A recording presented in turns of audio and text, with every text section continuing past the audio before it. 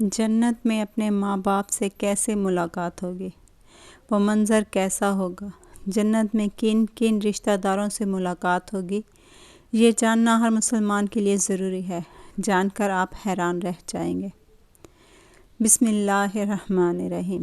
ناظرین، کسی بھی انسان کے لیے دنیا میں سب سے زیادہ پاکیزہ اور محبت کرنے والا رشتہ اس کے ماں باپ کا ہے۔ اس کے بعد انسان کے سگے بہن بھائی اور پھر دوسرے رشتہ دار آتے ہیں۔ اس دنیا میں قائم یہ رشتے کسی بھی انسان کے لیے اولاً ترجیح ہوتے ہیں، جبکہ کچھ رشتے تو ہماری زندگی کے لیے ایسے اہم اور لازم و ملزوم بھی ہو جاتے ہیں کہ ان کے بغیر زندگی گزارنا ناممکن اور محال ہو جاتا ہے۔ محترم ناظرین، جنت ایک ایسی شاندار اور بے مثال جگہ ہے جو اللہ عز و جل نے ایمان والوں کے لیے بنائی ہے، اور اس میں ایسی نعمتیں رکھی ہیں جو نہ کسی آنکھ نے دیکھی، نہ کسی کان نے سنی، اور نہ ہی کسی دل میں ان کا خیال آیا۔ جنت کے بارے میں جو کچھ بیان کیا جاتا ہے وہ صرف سمجھانے کے لیے ہوتا ہے، ورنہ دنیا کی اعلیٰ ترین چیز کا بھی جنت کی کسی نعمت سے کوئی مقابلہ نہیں۔ لیکن اب سوال یہ ہے کہ کیا انسان کی ناختم ہونے والی زندگی میں بھی ہمارے یہ اہم اور پاکیزہ رشتے کیا ہمارے ساتھ ہوں گے، یعنی جنت میں؟ یہ سوال اکثر ہمارے ذہنوں میں آتا ہے کہ اس دنیا میں ہمارا سب سے عظیم رشتہ یعنی ہماری ماں کیا جنت میں بھی ہمارے ساتھ ہوگی؟ آئیے احادیث کی روشنی میں اس سوال کا جواب تلاش کرتے ہیں۔ احادیث میں ہے کہ جب کوئی روح علیین میں پہنچتی ہے تو وہاں پر موجود روحیں اس سے ملنے آتی ہیں اور دنیا میں اپنے رشتہ داروں کے بارے میں معلوم کرتی ہیں، اور اسی طرح سے جب کوئی انسان مرنے کے بعد علیین میں پہنچتا ہے، اس کے رشتہ دار اس سے ایسے ملتے ہیں جیسے کسی دور دراز سے آنے والے مسافر کی ملاقات کی جاتی ہے، اور دونوں آپس میں مل کر بہت خوش ہوتے ہیں۔ ارشاد باری تعالیٰ ہے، اے میرے بندو، آج تم پر نہ کوئی خوف طاری ہوگا اور نہ تم غمگین ہوگے۔ میرے وہ بندے جو ہماری آیتوں پر ایمان لائے تھے اور فرما بردار رہے تھے، تم بھی اور تمہاری بیویاں بھی خوشی سے چمکتے چہروں کے ساتھ جنت میں داخل ہو جاؤ۔ ان کے آگے سونے کے پیالے اور گلاس گردش میں لائے جائیں گے، اور اس جنت میں ہر وہ چیز ہوگی جس کی دلوں کو خواہش ہوگی اور جس میں آنکھوں کو لذت حاصل ہوگی۔ ان سے کہا جائے گا کہ اس جنت میں تم ہمیشہ رہو گے۔ محترم ناظرین، ان آیات سے یہ بات ثابت ہوتی ہے کہ جنتی مردوں کی بیویاں بھی جنت میں ان کے ساتھ ہی ہوں گی اور ایک ساتھ ہی جنت میں رہیں گے۔ وہاں جنت میں انہیں ہر وہ چیز مہیا کی جائے گی جس کی وہ خواہش کریں گے۔ حضرت ابو ہریرہ رضی اللہ تعالیٰ عنہ سے روایت ہے کہ رسول کریم صلی اللہ علیہ وآلہ وسلم نے ارشاد فرمایا، جس وقت کوئی مومن بندہ مرنے کے قریب ہوتا ہے تو رحمت کے فرشتے سفید ریشمی کپڑا لے کر آتے ہیں اور روح سے کہتے ہیں کہ نکل جا، تو اللہ سے رضامند ہے اور اللہ تجھ سے رضامند ہے، اللہ تعالیٰ کی رحمت کی جانب، اس کے رزق کی جانب اور اپنے پروردگار کی جانب جو کہ غضبناک نہیں ہے۔ پھر وہ روح اس طرح مچلتی حالت میں نکل جاتی ہے جس طرح سے عمدہ خوشبودار مشک، اور فرشتے ہاتھ پر اسے اٹھائے ہوئے آسمان کے دروازوں پر لے جاتے ہیں تو آسمان والے فرشتے کہتے ہیں کہ کیا عمدہ خوشبو ہے جو کہ زمین سے آئی ہے۔ پھر اس کو اہل ایمان کی ارواح کے پاس لاتے ہیں تو وہ ارواح خوش ہوتی ہیں، اور یہ خوشی اس خوشی سے بھی زیادہ ہوتی ہے جو کسی بچھڑے ہوئے کی آمد سے انسانوں کو میسر آتی ہے۔ پھر وہ پہلے سے موجود مومنین اس نئے آنے والے سے دریافت کرتے ہیں کہ فلاں آدمی نے کیا کیا اور فلاں آدمی کا کیا ہوا، یعنی جس شخص کو دنیا میں چھوڑ کر گئے تھے اب وہ کس طرح کے کاموں میں مشغول ہے۔ اور پھر انہی میں سے چند ارواح آپس میں ایک دوسرے سے کہتی ہیں کہ ابھی ٹھہر جاؤ اور اسے چھوڑ دو، کیونکہ یہ دنیا کے غم میں مبتلا ہے۔ یہ روح پوچھتی ہے کہ کیا وہ شخص ابھی تم لوگوں کے پاس نہیں پہنچا؟ وہ تو کب کا مر چکا تھا۔ اس پر وہ روحیں کہتی ہیں کہ پھر وہ تو جہنم میں گیا ہوگا۔ محترم ناظرین، پیارے نبی حضرت محمد مصطفیٰ صلی اللہ علیہ وآلہ وسلم نے فرمایا کہ تمہارے اعمال تمہارے ان رشتہ داروں اور خاندان والوں کے سامنے جو آخرت یعنی عالم برزخ میں ہیں پیش کیے جاتے ہیں۔ اگر نیک اعمال ہوں تو وہ خوش ہوتے ہیں اور کہتے ہیں کہ اے اللہ آپ کا فضل اور رحمت ہے، بس اپنی یہ نیت اس پر پوری کیجیے اور اس کو موت دیجیے۔ اس طرح ان پر گنہگار شخص کا عمل بھی پیش ہوتا ہے تو کہتے ہیں اے اللہ اس کے دل میں نیکی ڈال دے جو تیری رضا اور قرب کا سبب ہو جائے۔ مختلف روایات سے معلوم ہوتا ہے کہ جنت میں مختلف رشتہ دار ایک دوسرے کو پہچانتے ہوں گے اور ایک دوسرے سے ملتے جلتے رہیں گے اور ان میں سے بعض کو ایک ساتھ رکھا جائے گا۔ سورۃ طور کی آیت نمبر 21 میں اللہ سبحانہ و تعالیٰ کا فرمان ہے، اور وہ لوگ ایمان لائے اور ان کی اولاد نے بھی ایمان میں ان کی پیروی کی تو ان کی اولاد کو ہم انہی کے ساتھ شامل کر دیں گے اور ان کے اعمال میں سے کسی چیز کی کمی نہیں کریں گے۔ حضرت ابن عباس رضی اللہ تعالیٰ عنہ سے مروی ہے، بے شک اللہ تعالیٰ مومن کی آنکھوں کو ٹھنڈا کرنے کے لیے اس کی اولاد کو ان کے اصل مقام بلند کر کے اس کے پاس ان کے درجے میں پہنچا دیں گے، اگرچہ یہ اولاد اپنے اعمال کے اعتبار سے اس درجے تک نہ پہنچتی ہو۔ پھر آپ صلی اللہ علیہ وآلہ وسلم نے یہ آیت تلاوت فرمائی، اور جو لوگ ایمان لائے ہیں اور ان کی اولاد نے بھی ایمان میں ان کی پیروی کی۔ اس سے معلوم ہوتا ہے کہ انسانوں کی اولاد کو اس کی خواہش کے مطابق ان کے ساتھ ہی رکھا جائے گا۔ جو لوگ جنت میں جائیں گے تو یقیناً یہ وہ لوگ ہوں گے جنہوں نے اس دنیا میں نیک اعمال کیے ہوں گے، جبکہ ایسے لوگ بھی ہوں گے جنہوں نے گناہ کیے ہوں گے لیکن اپنے گناہوں پر شرمندہ ہو کر اس دنیا میں ہی اللہ سے معافی مانگ لی ہو اور سچے دل سے توبہ استغفار کر لیا ہو، تو اللہ تعالیٰ ان کو معاف فرما کر جنت میں داخل کرے گا، جہاں اللہ عز و جل ان کی ہر خواہش پوری فرما دے گا۔ اور یقیناً ان کی خواہش میں سے ایک خواہش یہ بھی ہوگی کہ دنیا میں اس سے جو بھی گناہ سرزد ہو چکے ہوں یا کوئی گناہ والے اعمال اس نے کیے ہوں تو اس سے وہ تمام اعمال بھلا دیے جائیں، کیونکہ جنت امن اور سکون کی جگہ ہوگی جہاں منفی خیالات اور غم اور غصے کی کوئی گنجائش نہ ہوگی، اور ایک مومن اور جنتی کے لیے ہر طرف خوشحالی ہی خوشحالی ہوگی، جیسے کہ سورۃ بقرہ کی آیت نمبر 25 میں ارشاد باری تعالیٰ ہے، اور جو لوگ ایمان لائے اور نیک عمل کرتے رہے ان کو خوشخبری سنا دو کہ ان کے لیے جنت کے باغ ہیں جن کے نیچے نہریں بہہ رہی ہیں، جب انہیں ان میں سے کسی قسم کا میوہ کھانے کو دیا جائے گا تو کہیں گے یہ تو وہی ہے جو ہم کو پہلے بتایا گیا تھا، اور انہیں ایک دوسرے کے ہم شکل میوے دیے جائیں گے، اور وہاں ان کے لیے پاک بیویاں ہوں گی اور وہ جنت میں ہمیشہ رہیں گے۔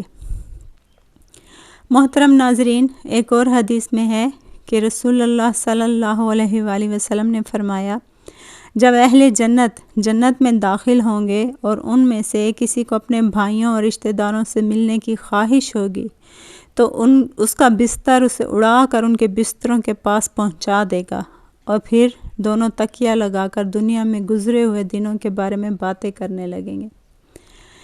ان میں سے ایک اپنے ساتھی سے کہے گا کہ اے فلاں، تمہیں یاد ہے کہ اللہ نے فلاں دن اور فلاں فلاں جگہ پر ہماری مغفرت فرمائی تھی، اس طرح کہ ہم نے اللہ سے دعا کی تھی اور اللہ نے ہمیں مغفرت کا پروانہ عطا فرما دیا تھا۔ رسول کریم صلی اللہ علیہ وآلہ وسلم کے مزاج مبارک کے بارے میں متعدد احادیث مبارکہ میں بیان کیا گیا ہے کہ آپ صلی اللہ علیہ وآلہ وسلم انتہائی شگفتہ مزاج تھے اور نرمی اور محبت سے مسکرا کر بات کیا کرتے تھے، تاہم کئی بار آپ صلی اللہ علیہ وآلہ وسلم بے اختیار ہنس بھی دیتے، مگر یہ اس وقت ہوتا جب آپ صلی اللہ علیہ وآلہ وسلم آخرت کے حالات بیان فرما رہے ہوتے تھے۔ امام مسکلانی رحمۃ اللہ علیہ فرماتے ہیں، یہ کہا گیا ہے کہ آپ صلی اللہ علیہ وآلہ وسلم صرف آخرت کے امور میں ہنسا کرتے تھے، اگر کوئی معاملہ دنیا سے متعلق ہوتا تو اس پر آپ صلی اللہ علیہ وآلہ وسلم صرف تبسم فرمایا کرتے تھے۔ آپ صلی اللہ علیہ وآلہ وسلم نے ایک بار صحابہ کرام کو یہ آگاہ کیا کہ روز محشر جب کسی کو جہنم سے نکال کر جنت میں بھیجا جائے گا تو اس کی حالت کیا ہوگی۔ اس پر آپ صلی اللہ علیہ وآلہ وسلم نے ہنس کر واقعے کا احوال بیان کیا۔ بخاری شریف اور مسلم شریف میں یہ متفقہ علیہ حدیث مبارک یوں بیان کی گئی ہے۔ حضرت عبداللہ بن مسعود رضی اللہ تعالی عنہ سے روایت ہے کہ حضور نبی اکرم صلی اللہ علیہ وآلہ وسلم نے فرمایا، مجھے اچھی طرح معلوم ہے کہ سب سے آخر میں جہنم سے کون نکالا جائے گا یا سب سے آخر میں کون جنت کے اندر داخل ہوگا۔ یہ آدمی اپنے جسم کو گھسیٹتا ہوا جہنم سے باہر نکلے گا، چنانچہ اللہ تعالیٰ اس سے فرمائے گا جا جنت میں داخل ہو جا۔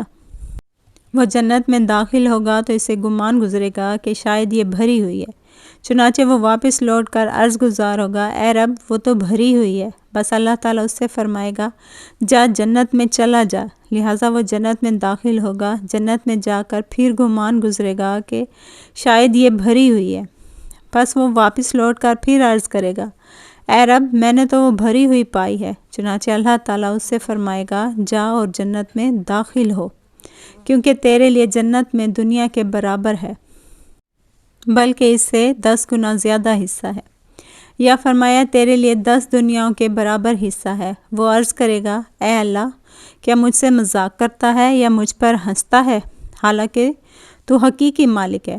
حضرت عبداللہ بن مسعود رضی اللہ تعالی عنہ بیان کرتے ہیں کہ میں نے دیکھا کہ اس پر حضور نبی اکرم صلی اللہ علیہ وآلہ وسلم ہنس پڑے، یہاں تک کہ آپ صلی اللہ علیہ وآلہ وسلم کے دندان مبارک نظر آنے لگے۔ آپ صلی اللہ علیہ وآلہ وسلم فرماتے تھے یہ اہل جنت کے سب سے کم درجے والے شخص کا حال ہے۔ حضرت ابو سعید سے روایت ہے کہ رسول صلی اللہ علیہ وآلہ وسلم نے فرمایا جو آدمی سب سے آخر میں جنت میں داخل ہوگا وہ گرتا پڑتا اور گھسیٹتا ہوا دوزخ سے اس حال میں نکلے گا کہ دوزخ کی آگ اسے جلا رہی ہوگی، پھر دوزخ سے نکل جائے گا تو پھر دوزخ کی طرف پلٹ کر دیکھے گا اور دوزخ سے مخاطب ہو کر کہے گا کہ بڑی بابرکت ہے وہ ذات جس نے مجھے تجھ سے نجات دی، اور اللہ تعالیٰ نے مجھے وہ نعمت عطا فرمائی ہے کہ اولین اور آخرین میں سے کسی کو بھی وہ نعمت عطا نہیں فرمائی۔ پھر اس کے لیے ایک درخت بلند کیا جائے گا، وہ آدمی کہے گا کہ اے میرے پروردگار مجھے اس درخت کے قریب کر دیجئے تاکہ میں اس کے سائے کو حاصل کر سکوں اور اس کے پھلوں سے پانی پیوں۔ اللہ تعالیٰ فرمائیں گے اے ابن آدم اگر میں تجھے یہ دے دوں تو پھر اس کے علاوہ اور کچھ تو نہیں مانگے گا؟ وہ عرض کرے گا نہیں اے میرے پروردگار۔ اللہ تعالیٰ اس سے اس کے علاوہ اور نہ مانگنے کا معاہدہ فرمائیں گے اور اللہ تعالیٰ اس کا عذر قبول فرمائیں گے، کیونکہ وہ جنت کی ایسی ایسی نعمتیں دیکھ چکا ہوگا کہ اس پر اسے صبر نہ ہوگا۔ اللہ تعالیٰ اسے اس درخت کے قریب کر دیں گے، وہ اس کے سائے میں آرام کرے گا اور اس کے پھلوں کے پانی سے پیاس بجھائے گا۔ پھر اس کے لیے ایک اور درخت ظاہر کیا جائے گا جو پہلے درخت سے کہیں زیادہ خوبصورت ہوگا۔ وہ آدمی عرض کرے گا اے میرے پروردگار مجھے اس درخت کے قریب فرما دیجئے تاکہ میں اس کا سایہ حاصل کر سکوں اور اس کا پانی پیوں، اور اس کے بعد میں اور کوئی سوال نہیں کروں گا۔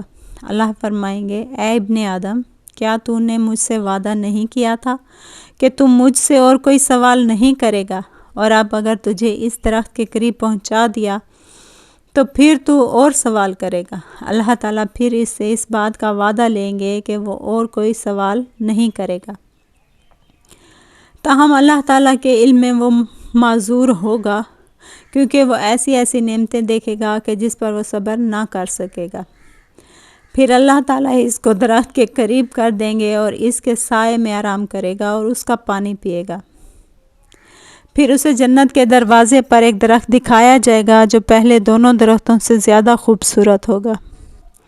وہ آدمی کہے گا اے میرے رب مجھے اس درخت کے قریب فرما دیجئے تاکہ میں اس کے سائے میں آرام کروں اور پھر اس کا پانی پیوں اور اس کے علاوہ کوئی اور سوال نہیں کروں گا۔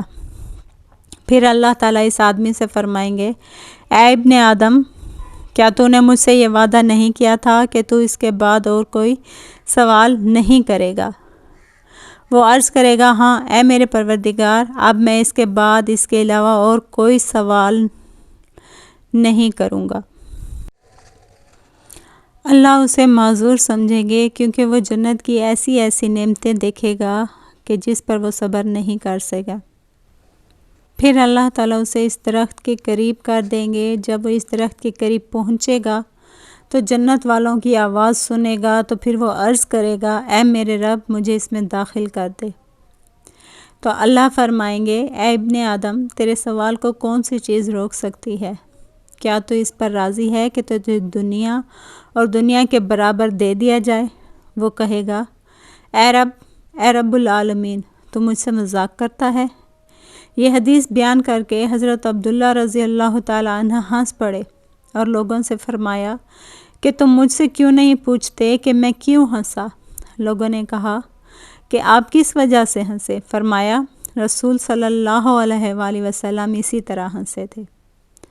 فرمایا اللہ رب العالمین کے ہنسنے کی وجہ سے جب وہ آدمی کہے گا کہ آپ رب العالمین ہونے کے باوجود مجھ سے مذاق فرما رہے ہیں، تو اللہ فرمائیں گے کہ میں تجھ سے مذاق نہیں کرتا، مگر جو چاہوں کرنے پر قادر ہوں۔ اللہ عز و جل سے دعا ہے کہ ہمیں بھی اس دنیا کی آزمائش میں کامیاب و کامران فرما کر جنت میں داخل فرمائے اور ہمارا خاتمہ بالخیر فرمائے، آمین۔ ناظرین، کمنٹ باکس میں اللہ تعالیٰ کے 99 ناموں میں سے ایک نام ضرور ٹائپ کریں۔ اللہ حافظ۔